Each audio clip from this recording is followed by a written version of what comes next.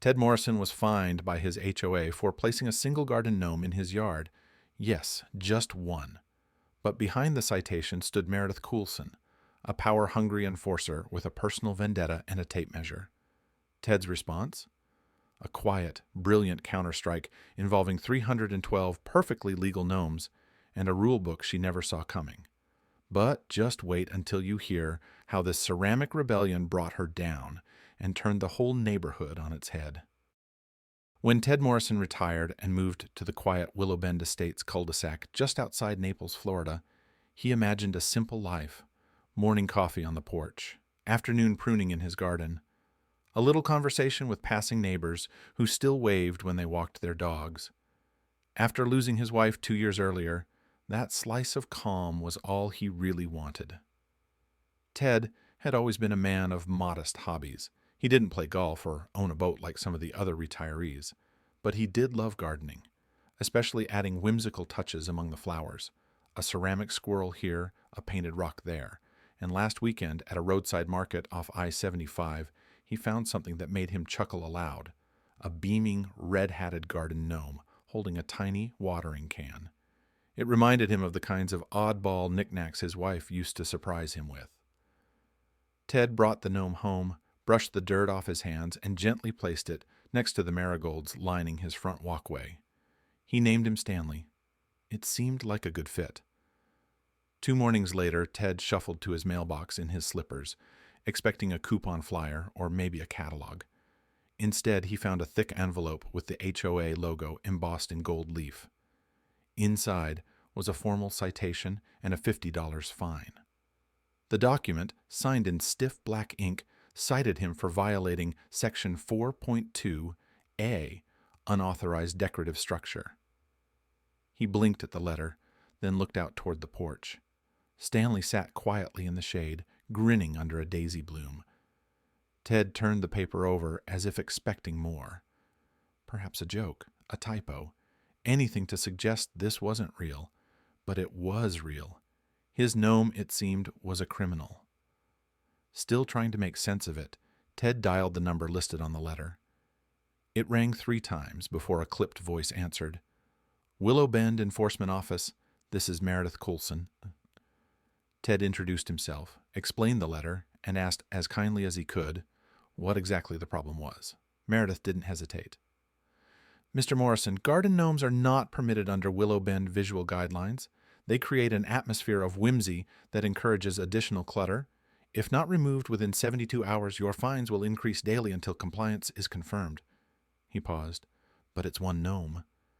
"There is no clause for quantity," she replied coldly. "One is enough to breach the aesthetic standard. It sets a precedent." Ted recognized the name now. Meredith Coulson had a reputation. She once reported a neighbor for painting their mailbox an unauthorized shade of beige. She took pictures of trash bins left on the curb for more than 18 minutes. She patrolled the street like she had been elected sheriff of a town no one asked to live in. After the call, Ted stepped outside and stared down at Stanley. The gnome's face, eternally frozen in a painted smile, almost seemed to be laughing at the absurdity of it all. He could have laughed too, but there was something about the tone in Meredith's voice, not just rule-following, but authority-hungry, that left a bad taste in his mouth. It was a $50 fine today, but Ted had the distinct feeling this was only the beginning, and what started as a harmless decoration might soon become a battle line. Stanley, for his part, remained right where he was, quietly, defiantly cheerful. By sunrise the next day, the war had escalated. Ted opened his mailbox to find another envelope with the familiar gold-stamped HOA seal. This one wasn't just thicker, it carried a sharper tone. The fine had doubled to $100, and beneath the total, in bold, underlined text, read, "Further punitive action pending non-compliance. This is your final warning." Ted stared at the words for a long moment, then turned his gaze toward the front yard. Stanley the gnome was still in place, exactly as he had been, arms outstretched, cheerful as ever, bathed in the early light like some absurd little martyr. That morning, while Ted watered his azaleas, he spotted a silver Lexus SUV roll past the house. Slow, deliberate. Behind the tinted glass sat Meredith Coulson, phone held up through the driver's window, camera aimed directly at his lawn. She drove by again that afternoon. Same speed, same stare, same silent accusation. Ted didn't wave. He didn't need to. The message was already clear. She was watching. That evening, more letters arrived. One warned of legal escalation and cost recovery measures. Another mentioned the possibility of a property lien should non-compliance continue. Legalese filled the pages, phrases like enforcement clause and compliance obligation that sounded more suited to a courtroom than a neighborhood garden. All of this for a gnome. Ted's jaw tightened as he reread the letters. Across the street, his neighbor Susan had 6 bright pink flamingos on her lawn, one of them wearing sunglasses and a Hawaiian lei. Not a single citation in sight. In fact, Ted remembered Meredith complimenting Susan's colorful lawn personality just last spring. That's when the truth hit him, not gently, but like a slap. This wasn't about rules. It wasn't about the gnome. It was about him. Meredith had always looked down her nose at his taste. She once called his solar-powered snowman offensive to seasonal aesthetics. She complained about his string lights during Christmas, said they disrupted the dignity of the neighborhood. Ted had brushed it off back then, but now she had a rule book and a title, and she was using both like weapons. And the worst part? No one on the board seemed willing to stop her. Ted stood by his window that night, lights off, watching the quiet street. He wasn't a man prone to anger, but there it was, rising, steady, not loud or dramatic, but deep and rooted. The kind of anger that doesn't shout. It sharpens. It plans. He thought of all the hours he'd spent trimming hedges, fixing sprinklers, repainting shutters. He had been a good neighbor, a quiet one. But Meredith didn't want quiet. She wanted control, and she thought he'd fold, that he'd dig up Stanley and apologize for the crime of having a little joy in his yard. Instead, Ted set down the envelope, grabbed his keys, and opened the garage. He didn't know yet how many thrift stores he could hit before sundown, but he intended to find out. Some battles are won with shouting, others with silence and ceramic. By Friday morning, Stanley was no longer alone. Ted returned from a nearby yard sale with 3 more gnomes tucked into a cardboard box on the passenger seat. One had a fishing rod, another pushed a tiny wheelbarrow, and the last, Ted's personal favorite, wore aviator goggles and stood astride a toy bulldog. They joined Stanley near the flower bed, like silent allies gathering for an unspoken mission. The next day, 5 more appeared. Then another batch, some tucked between the lavender, others peering mysteriously from behind the hedge. By the end of the week, Ted's front yard had become a miniature kingdom of cheerful mischief. Each ceramic citizen no taller than 18 inches, each one planted with quiet intent. Then came the third fine. Meredith didn't bother with pleasantries this time. The notice was curt, typed in all caps and stapled to his front door. $300, multiple structural violations, final warning. Ted read it without blinking. Inside his house sat a thick folder, the HOA's governing bylaws, printed, highlighted, and tabbed. Ted had spent 3 nights reading every paragraph. He knew, for instance, that Section 4.2 A only restricted decorative structures exceeding 18 inches in height.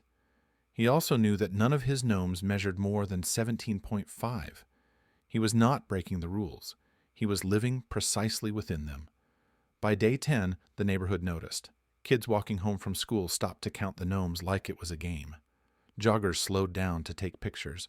A local teenager filmed a walkthrough on TikTok that went semi-viral, set to dramatic music, and labeled the Gnome Front Rebellion. One morning, Ted looked out and saw someone had left a tiny plastic crown on Stanley's head. Another neighbor anonymously dropped off a box labeled Reinforcements, filled with 5 more gnomes and a note, "Keep going." It was working. At the next HOA meeting, the room was full. Not because of tree trimming permits or mailbox height disputes, but because people wanted to see the showdown. Meredith Coulson stood at the head of the table, her usual calm replaced with barely concealed fury.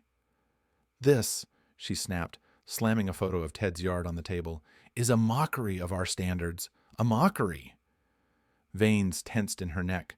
Her voice trembled with something deeper than frustration, loss of control. Ted, seated quietly near the back, stood and approached the board. He laid out his documents, copies of the rule book, photographs of each gnome with a ruler next to it. He had measurements, timestamps, even a signed statement from a neighbor who helped him position them. "I'm not in violation," he said calmly. "Section 4.2a prohibits decorative fixtures over 18 inches. These are 17. Every single one." Silence hung in the air. Even the board members shifted uncomfortably in their seats. Meredith stared at him, speechless. Ted didn't gloat. He didn't raise his voice.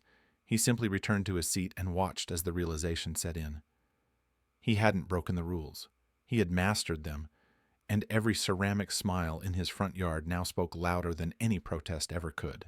By the start of the third week, Ted's yard had transformed into something of a local legend. There were now 312 gnomes dotting every corner of the lawn. Some peeked out of bushes, others lounged on mushroom caps or held tiny welcome signs. One group, carefully posed near the driveway, reenacted the Boston Tea Party using teacups and fishing poles. It was absurd, whimsical, and strangely beautiful. Families began to visit on weekends just to walk by and take pictures. Parents pointed and laughed. Kids played Spot the Sleeping Gnome. A few residents even added gnomes of their own to their yards in solidarity, sparking what the neighborhood jokingly called the ceramic revolution. The local paper caught wind of it and ran a full feature under the headline, "The Gnome Ranger of Willowbend, One Man's Stand Against HOA Overreach." Ted never asked for attention, but it found him anyway. Meanwhile, Meredith Coulson was unraveling.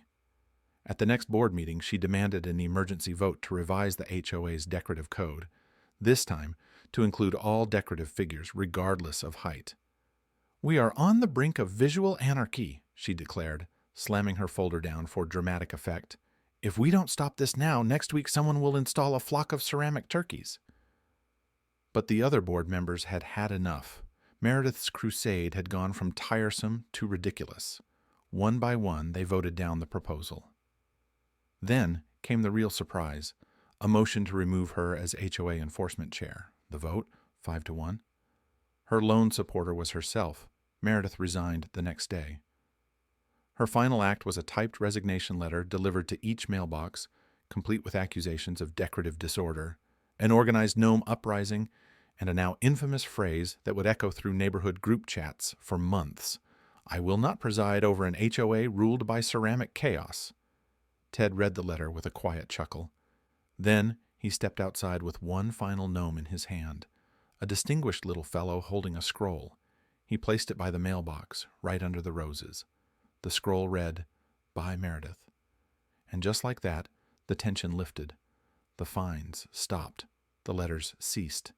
Willowbend returned to its old rhythm, peaceful, sunny, and just a little bit weirder than before.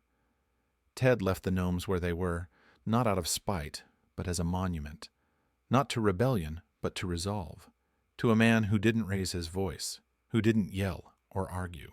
He just listened, learned the rules, and filled his lawn with quiet, smiling resistance. And Stanley? Still by the porch, still smiling, just like Ted.